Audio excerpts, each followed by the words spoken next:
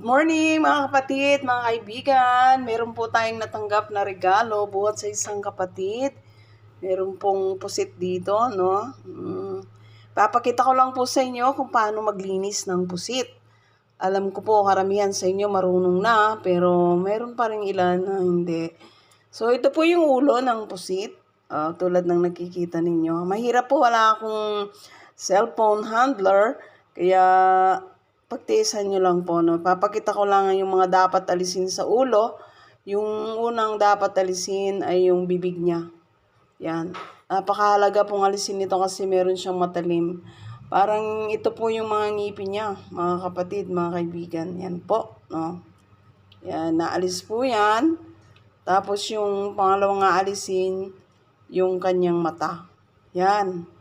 Hindi naman po nakakain yan, no? Yung mata ng pusit. Kawawang pusit. Napusit-pusit na yung kanyang mata. O yan. Yung mata, dalawang mata. Yan po. Pagkatapos, bibiyakin po ito, yung tiyan niya, para makita naman yung kanyang bituka. Aalisin po.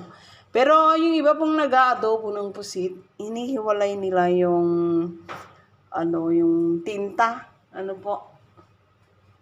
Pinitalan niya ang kapuritsan. Bakit kaya may itong tinta na? Ay, papakita ko lang po yung tinta ng pusit.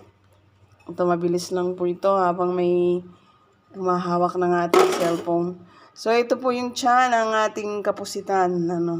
Ito po yung tinta niya. Ito. Yan, ilalagay nila ito.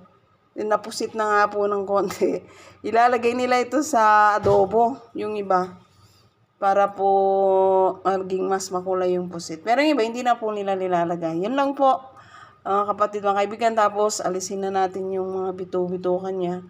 Yan, para lubusan siya maging malinis. So, ganun lang po yung paglilinis ng pusit, mga kapatid, mga kaibigan. Maraming salamat po sa panunood. Yan. Patayin mo na yung